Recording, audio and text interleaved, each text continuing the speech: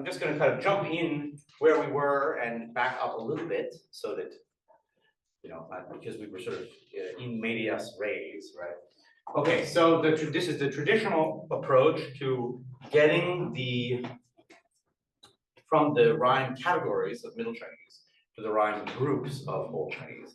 And like I said, the actual sort of precise manner of argumentation and use of evidence that the Qing philologists use is not something I'm particularly familiar with, and I would love to be. So if anyone wants to, write like a MA thesis or PhD on this topic, I would be very grateful. But it's clear that, let's say, in the first instance, what you do is you say, okay, this poem rhymes, and it contains characters that belong to different rhyme categories in Middle Chinese, but it looks like the poets of the Qing intended for it to rhyme. That means that I need to kind of combine categories from Middle Chinese to form rhyme groups of Old Chinese. And I think that part is something that Baxter actually writes about quite nicely.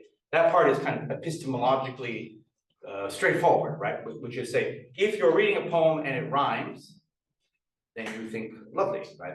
If it doesn't rhyme, you say, oh, I need to do some historical phonology to make this rhyme. So this means that it's easier to notice splits than it is to notice mergers.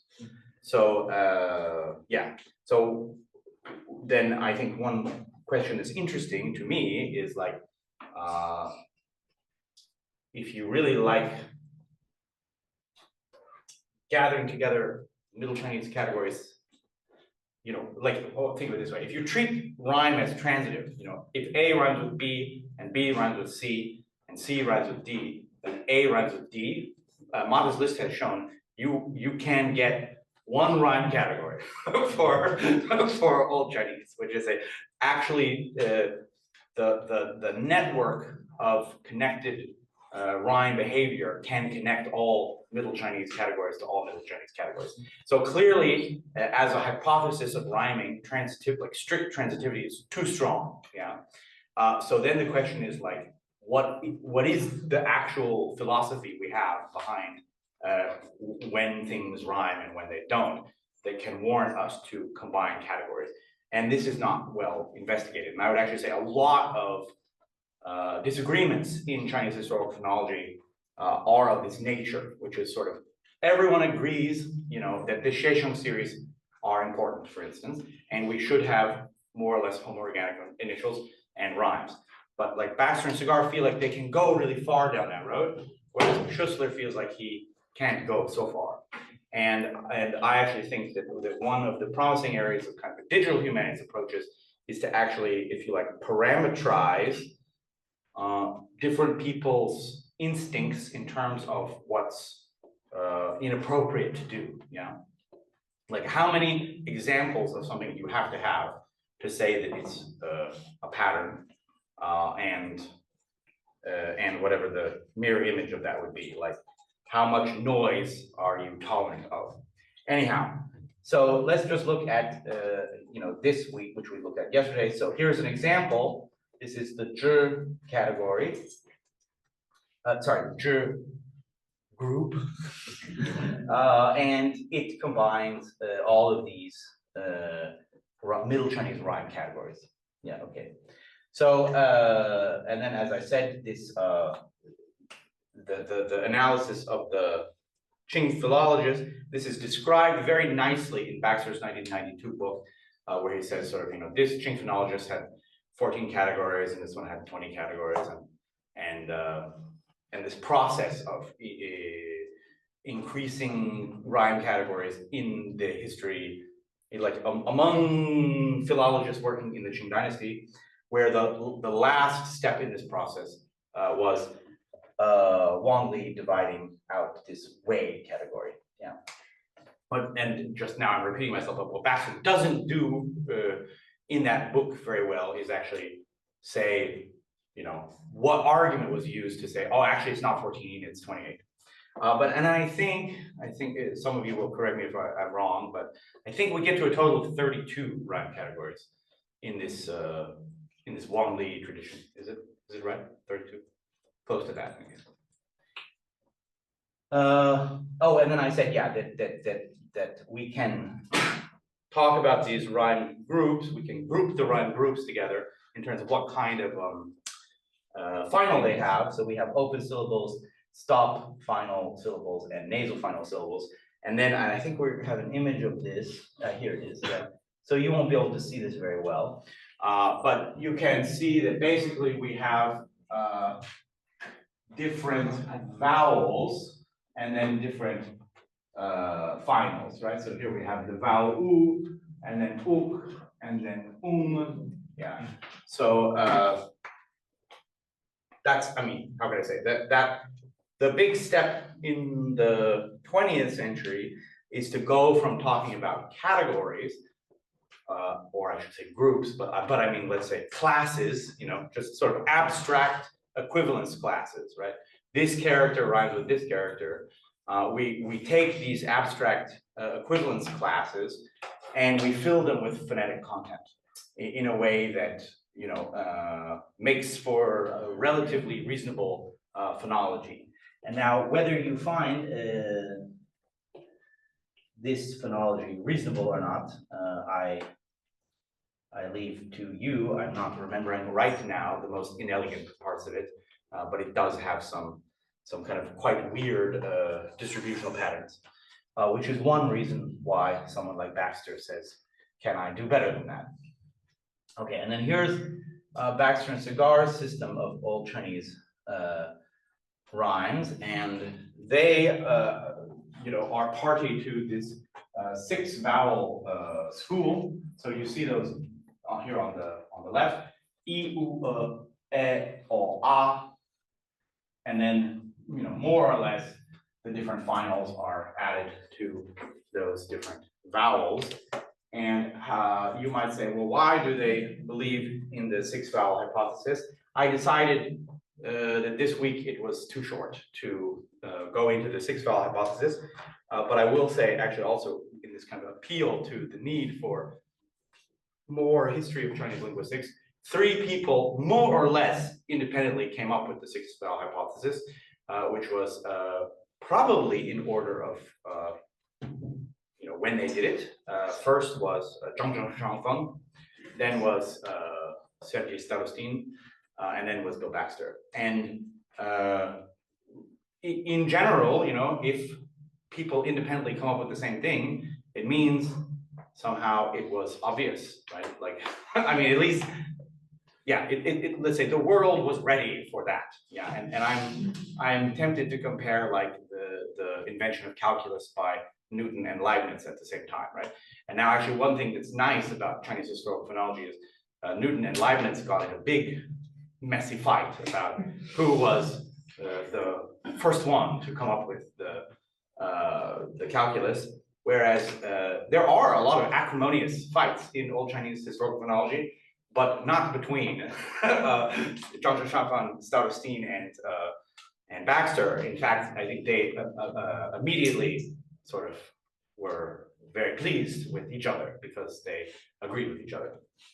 So I would like to kind of get my brain into the sort of late 1960s or middle of the 1970s and be able to see with the eyes of those 3 men and say, why is it that the 6 vowel hypothesis is obvious? It just seems like the next logical step. And I have been trying to do that for a long time and never quite succeeded. I think that the starting point should be the work of Yakhmatov, who had a 7 vowel system. And basically they maybe all realized that you could clean up the distribution a little bit more by starting from his 7 vowel system and simplifying it to a 6 vowel system. I've tried in other classes to motivate the 6 vowel hypothesis, either through the internal reconstruction of Middle Chinese or through a kind of somewhat facetious approach to just looking at rhymes in the Shijing. Yeah. But you know, that's all I'm going to say about it today. Yeah. Although I will say, actually, there is a nice result that I hope will come out soon. I have an MA student, James Engels, who did some fancy graph theory where he looked at Baxter's rhyme judgments and Wang Li's rhyme judgments, and Baxter's reconstructions and Wang Li's reconstructions, and tried all four ways, yeah? And he found that I forget the exact metric, but like coherence, like basically how many of the rhymes are internal to that rhyme category. Baxter and Sagart's reconstructions do a better job on Wang Li's rhyme judgments than Wang Li's reconstruction, which I think is a very strong vindication of the six vowel hypothesis, right? So, so that's good. I think it would be helpful if some of you, harassed James to say, "Can I see your paper?" Because then maybe he would finally like deal with getting it published. But that still doesn't say, proving that something is better than everything else still doesn't sort of motivate, right? So let's just say somehow people came up with the six vowel hypothesis, and it does seem to work better than previous ones. In any case, I'm definitely a partisan. Yeah. Now I will notice this small difference in typography. Yeah, where in 1992 Baxter wrote this vowel as a barred I, and now they write it as a schwa. And I think the schwa is nice because then you can say it makes Middle Chinese and Old Chinese look more different, right? Middle Chinese still has a barred I or a plus mark, yeah. But Old Chinese has the schwa. So whenever you're looking at something, you know immediately, am I looking at Old Chinese or am I looking at Middle Chinese? All right, so how have, the question here is, how is the Old Chinese reconstruction from Baxter 1992 different than Baxter and Sagart 2014? And I'll say, actually, there's a lot of changes in the initials. That's kind of the real point of the 2014 book, if you like, is changes in the initials. But there's one major difference in the finals, which is this reconstruction of final R, following an idea of Stauderstein's. And I'll actually say that this phenomenon, well, let's just look at this. So we have this ode 182.3, where we rhyme an N with a final yeah, using Wang Li, N and final yeah. So this phenomena has been known about, since the Qing period, but how to deal with it, yeah. So both Koblin and Koblin, I think 1984, and Baxter in 1992 thought maybe this had changed to like a nasalized vowel or something like that. Maybe like in a certain dialect or something like that, the final ends had changed to a nasalized vowel, and that explained the phenomenon. But what Stauderstein proposed in 1989 was that we have a final R here. So let's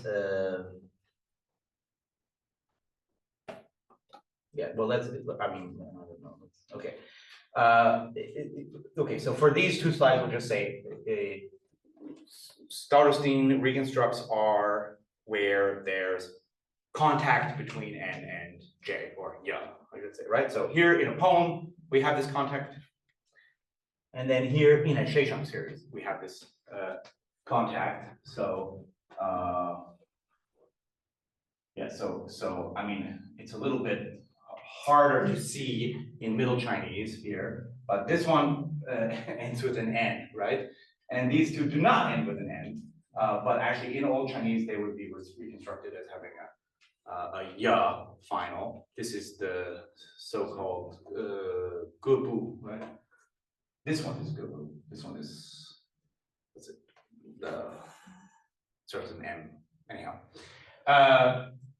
and this difference has to do with the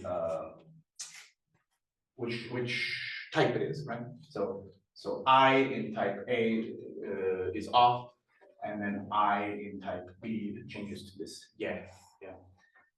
So anyhow, if you look at it in kind of, let's call it 1992 Old Chinese, we have N having contact with ya, And this is a violation of the Sheshan hypothesis. Right? We want them to be the same rhyme, they're not the same rhyme. So how can we fix it? We can just write R. Yeah, that's again a kind of instance of this research program of finding a violation of a belief you have and then fixing it by adding an auxiliary belief. Right.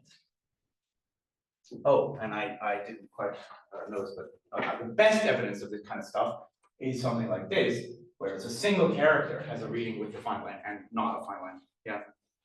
And then I'll just say that the Dun in Dunhuang is a great case of this as well, as so is Nan, you know, like difficult. That character also has a reading Na. Yeah. So I think there is a question, and I've actually written about this. Once you start putting in R's, when do you stop? Yeah. But certainly if one character has a reading with a final N and a final Ya in sort of, let's say, early Middle Chinese, then that's the best evidence for reconstructing R in this kind of tradition of Starostin. All right.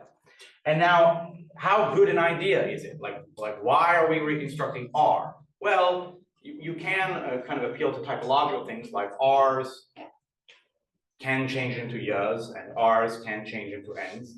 These are both relatively common things out there, but there is also some direct evidence. Yeah. So here we have this word for a for some kind of Shonyu chieftain, and let's say in Han it was pronounced maybe something like Danhua. Yeah. Well, if you believe it's related to this Daruga, which also comes up in Persian, Daruga, then that, you know, let's say if we leave it N, we don't get to use this etymology, whereas if we change it to R, we do get to use this etymology, right? So now, actually, some people say maybe foreign R was just precisely because Chinese had no R, the best match they could make was to an N. Yeah. And that's fine, but this is kind of basically a question of what your style is like, right? If you want to keep it N because you're conservative, then you can always find a way to explain it, yeah? But then you basically have to say that the strange rhyming patterns and the strange Sheshan series just don't bother you. And I think that's what Schussler would say. He said, oh, you know, life is messy sometimes, it just doesn't bother me, yeah? Whereas Baxter and Sagart would say, look, we have a proposal from Starostin, and it does a lot of work for us. It improves these rhymes, it improves these Sheshan series, and it makes these external comparisons look better. So let's add this final R. Yeah, so that's, I just changed the N to an R there at the bottom there. Okay. So then we still have the question of like, why does it sometimes come out as N, and why does it sometimes come out as J or Ya? So what Starostin proposed was that the normal development was to N, and that R to J was limited to certain dialects, but he didn't specify which dialects. And then Baxter and Sagart have pointed out that it should be in and near the Shandong Peninsula. And actually, the fact that this change has a limited geographical distribution was already known by Koblin in his 1984 book and Baxter in his 1992 book, which is to say the distribution of the phenomenon was recognized before Starostin's proposal of the explanation for the phenomenon. And so, yeah, so now we look at the kind of evidence that this change is restricted to this geographic region. So we look at it, and we have this. Well, we have this passage in the Liji, and here it is. Yeah. So this Ying united military forces against the Yi.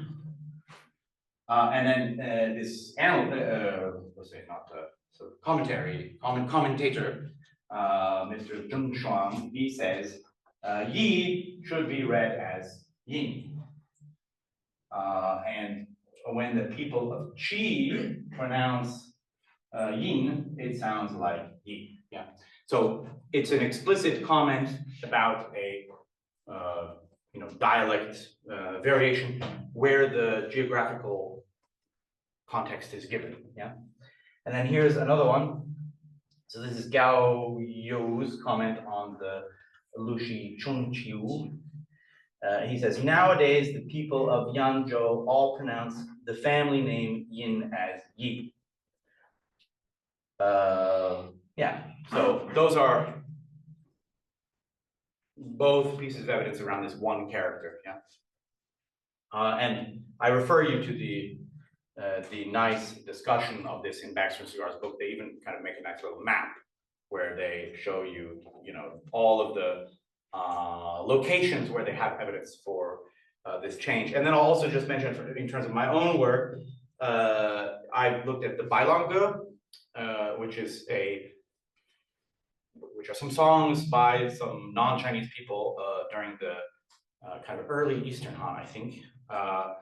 And it's clear to me that words in Bailang that would have ended with R are written with J in the Chinese transcription that was used in the Bailang. And I think we can presume that that transcription was made in a capital, which was at the time Luoyang, and that was in the R changes to J zone. Yeah. So yeah. So there's also this evidence from Bailang. Okay. Oops.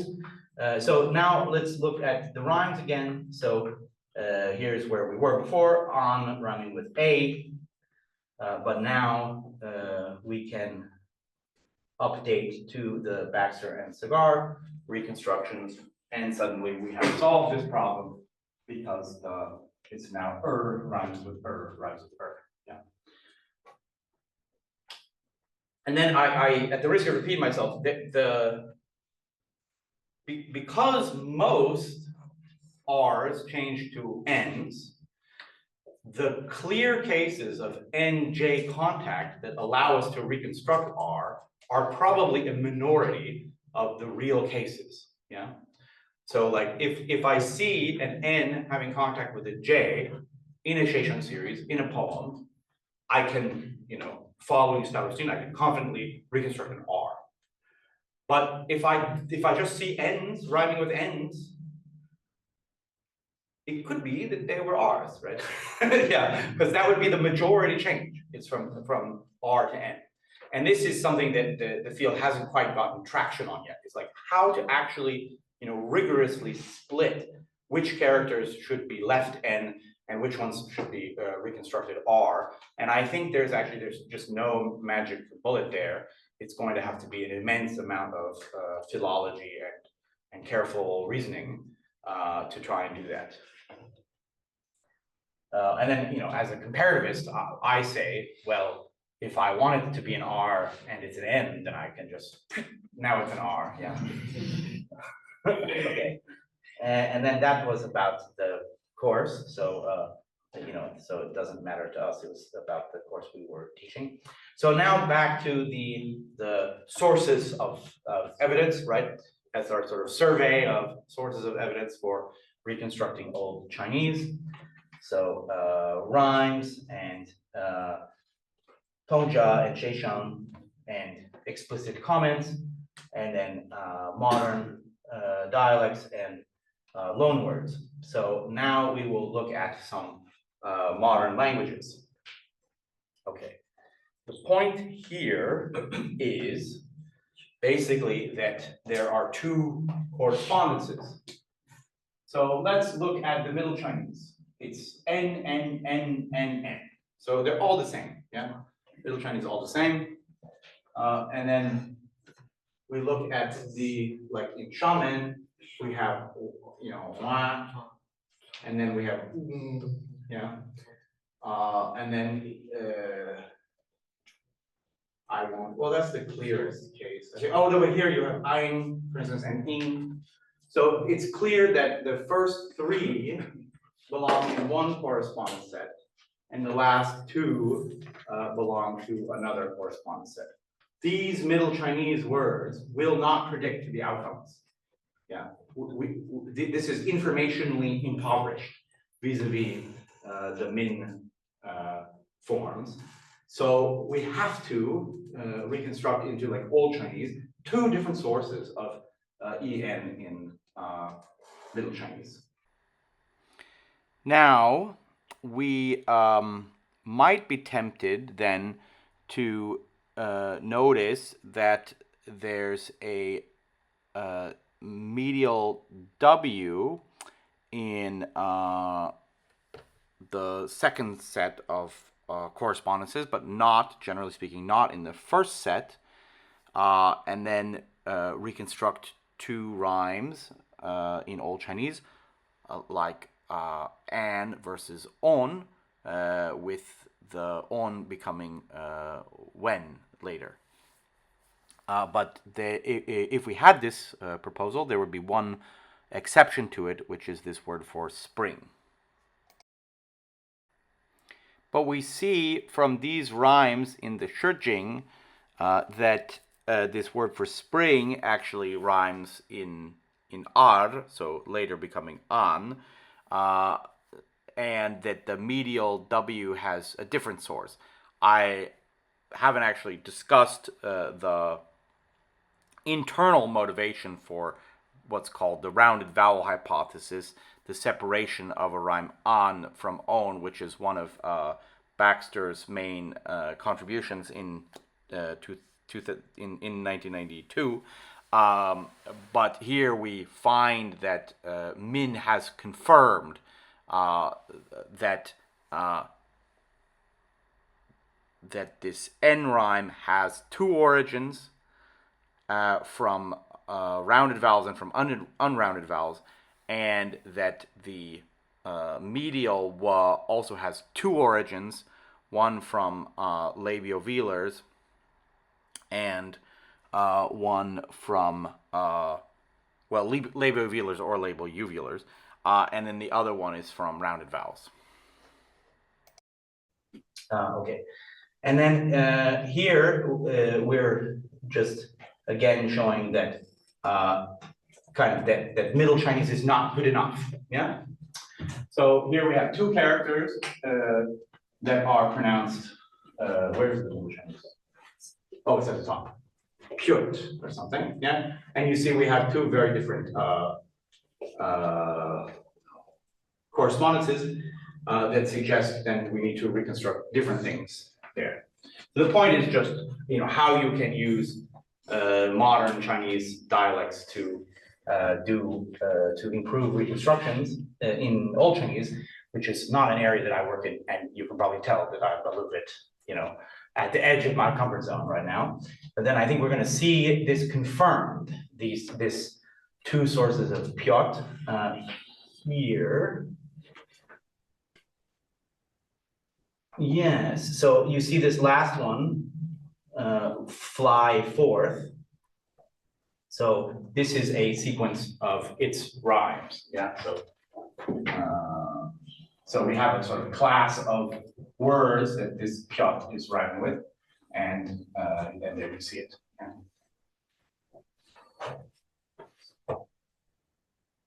But then here is where the other Piot is, and so you see that once again we have at and ought becoming merged in Middle Chinese, and both the evidence of the rhymes in the Shijing and the Min support the need to split those apart. So you actually might be a little bit skeptical because you say, well, look, this shows that there's one class here, and this shows that there's another class here, but maybe all these characters rhyme. And that's kind of really the point of Baxter's 1992 book, is to come up with some way to argue for how to prove when things don't rhyme. Yeah, and he does that using some some kind of fancy statistics where he says like, if two things do rhyme in a corpus of a certain size, they should occur a certain amount. And if they occur substantially less than that, then they don't rhyme. And that's how he, in particular, kind of pulls apart like this at and this ot, which is also confirmed by me. Okay, so now just turning to language contact. So ancient China would have been very diverse, right? China's already diverse, but for 2,000 years, it's been getting less diverse. So we think it was probably more diverse in the past. And southern China was not originally Chinese speaking. And actually one thing, I don't know if everyone will be familiar with this, but there's a kind of rule of thumb in historical linguistics that the more diverse place is where the family comes from, right? So like the dialect differences within England are much more radical than they are in the US. And similarly, actually, like the varieties of Romance in the Apennine Peninsula in Italy, what are called Italian dialects, are very different from each other compared to, let's say, you know, the whole of the north of France is quite homogeneous. Yeah, so that's makes sense, right? Because if people have been in a place a long time, then they've had long time to diversify, and then when they move away, they haven't had as much time to diversify. So you expect to see more diversity where people are actually from. And China is a total counterexample to this, where I think more or less there weren't very many Chinese people in the south before the Song dynasty, but southern China is where all the dialect diversity is. And that's explained, I think, basically by geography. The northern China is extremely flat, so it's quite easy to take over, right? Whereas southern China has all these, you know, mountains and rivers. So if you're Mongols or something, you can't take over as quickly. Right. So what you know, what contacts has Chinese been in over the centuries? Well, this comes back to just the kind of the beginning of these lectures where we said what language families are there in China. So there's Coda, there's Hmong-Mien, there's Austroasiatic, there's Tibeto-Burman, there's Turkic, there's Mongolic, and Baxter, I would say there's a kind of been a, I don't know, a seesaw movement where the first person who really looked at, let's say, foreign sources for Chinese historical pronunciation is Polyblank, and he was looking at things like foreign names in the Hanshu, so kind of really northwest, and like Iranian and things like that. And then Baxter and Sagart have really emphasized like Vedic languages and Kra-Dai and sort of the southeast, yeah. And I think more work needs to be done in both directions still, but as evidence of like Baxter's talk in Vienna, sort of in May, it seems like at least his focus is turning back to the northwest. Okay, so now let's look at some early loans, and we will see how Baxter and Sagart use them in particular to argue for consonant clusters. So we have this word for paper, and I won't kind of let's say all four of the pieces of information here are things that Baxter and Sagart bring to bear on reconstructing this K initial, but let's say that rook is the best, you know, the most straightforward example, where their word for paper is kachai. Yeah. And unfortunately, rook is very poorly documented. There's one dictionary, I think from the early 90s, and Baxter and Sagart clearly kind of combed through it, and they've only come up with about half a dozen what they think are clear Chinese loans into rook. But it does have these very nice prefixes, yeah? Now, there is a debate, as you can imagine out there, like, well, maybe those prefixes were added by rook and not borrowed from Chinese. Yeah, but that's basically a question of whether the morphology makes more sense in the original language or the, or the, like in Chinese or in the Vedic language. But okay, and then this is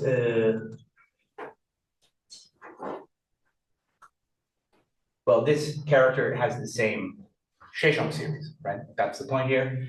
And this is their explanation for its development. Okay, and then another example of evidence from a loan word.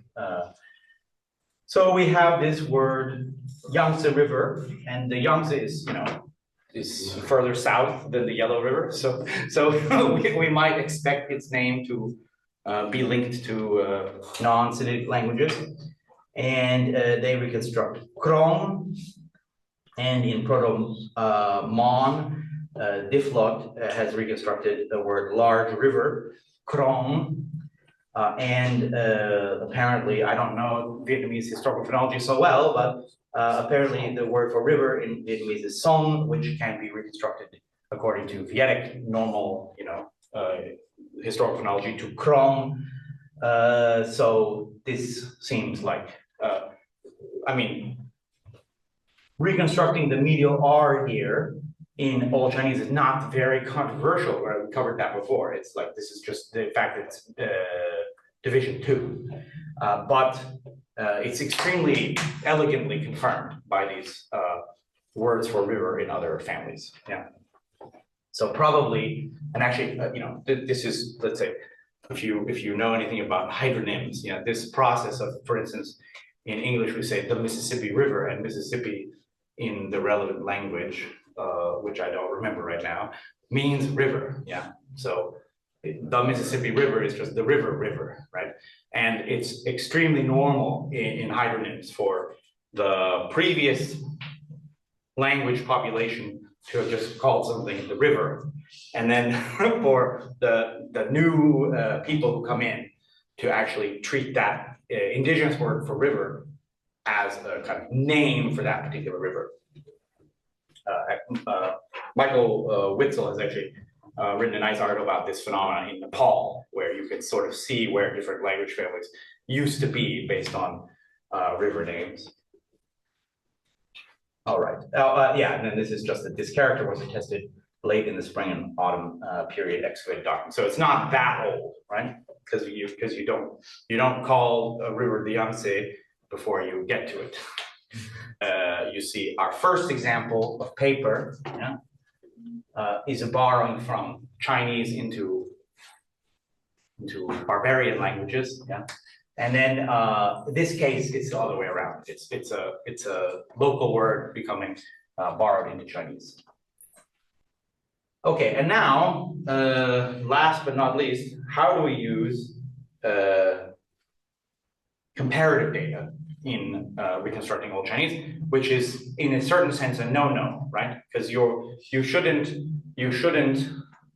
reconstruct something to, or let's think about it in terms of circular reasoning.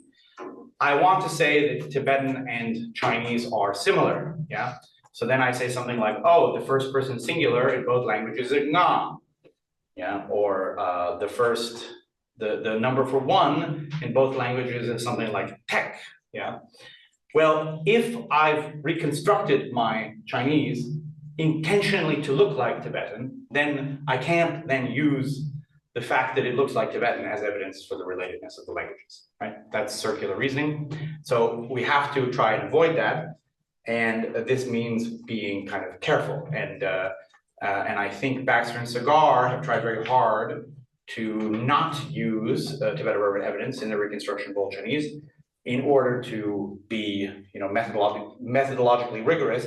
And then I think they quite rightly think that in particular comparisons with Tibetan, because it's the best known, Sino-Tibetan language other than Chinese, has been overdone. And it's more important now to look at things like Vedic and Kra-Dai for these loans than to keep thinking about Tibetan, But let's look at what we can use it for, maybe. So here I give, and unfortunately there are some, typographical problems like the Tibetan script missing and whatnot. But here we have some comparisons, which in this case, let's say, are vindicating the reconstruction of the vowel as ah, right? So in Middle Chinese, this yu bu changes to u or to in the second example. But we think actually, for other reasons that I haven't told you about, like Han Buddhist transcriptions, the earliest ones at least, that this Middle Chinese u comes from ah. And then if you believe me that this was motivated by non-Tibeto-Burman considerations, then it is confirmed by looking at the Tibeto-Burman cognates. Yeah. So, and that's where it says, so the rhyme group ah generally corresponds to ah in situ and ye in Brakbar, so in Chokse, and then ye in Brakbar, and then ah in Japuk. But Brakbar has changed ah into ye. Yeah. So you're seeing that we can go a little bit back from Chinese, but there are still lots of problems like where do the tones come from and what is the pharyngalization and all these sorts of things, right? So there's still plenty to do. And then I will just narrow in on this word for axe because I find this, I don't know, promising. So the parentheses in Baxter and Sagart's reconstruction means that in this case, in the journey from Old Chinese to Middle Chinese, the pra syllable and the pa syllable merge. So you can't tell based on Middle Chinese whether it should be reconstructed pa or pra. So they reconstructed pa in parentheses ah. Yeah. So that basically invites you to take or leave the R depending on what you like. And unfortunately, it's quite hard to decide on Chinese internal evidence because it's not going to come up in rhymes, yeah, because the old Chinese rhymes don't pay attention to the medial. It's not going to come up in Shesheng series unless you're lucky, like unless it's a particular Shesheng series that also has Lainu initials.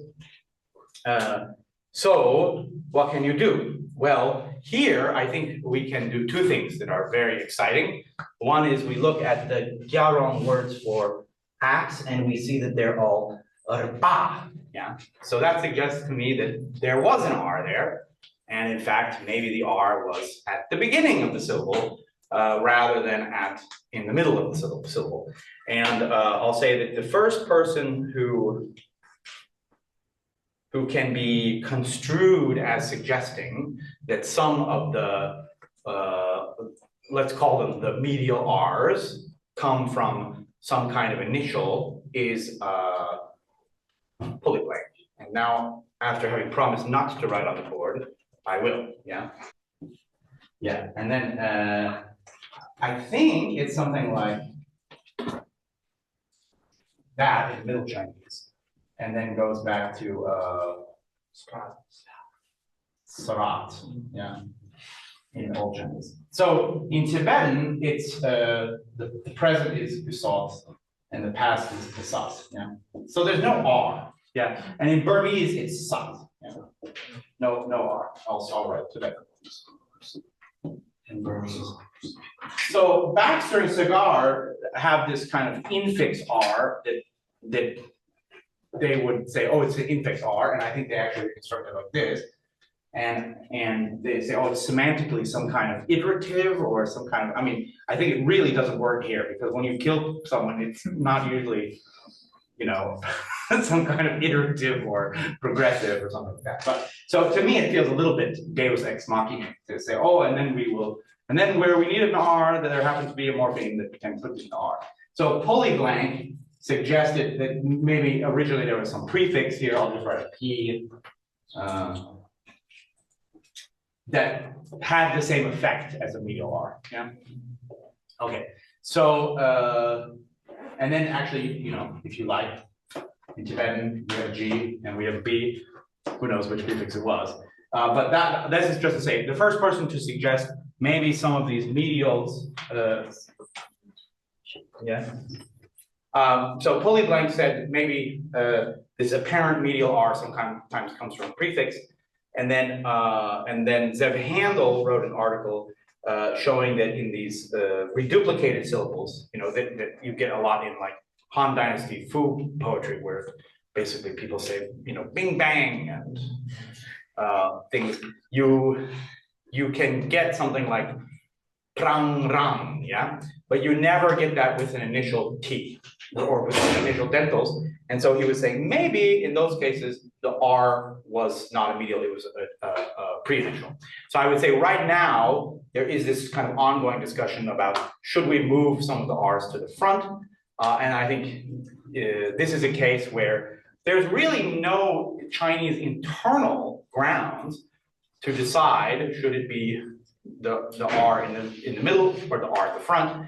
So if you look at something like Gaorong, which maintains both, you might as well say wherever Gaorong has the R at the front, we put the R in Old Chinese at the front. And that's where, let's say, I think Baxter and Sagart would be unwilling to do that, but I'm willing to do that because I feel like it's not, you know, it's only partially circular, let's say, and we can just keep in mind when we're looking at Old Chinese that this is an extremely weak part of the reconstruction, but we might as well, if it's an arbitrary choice, put the R where it's convenient to put the R.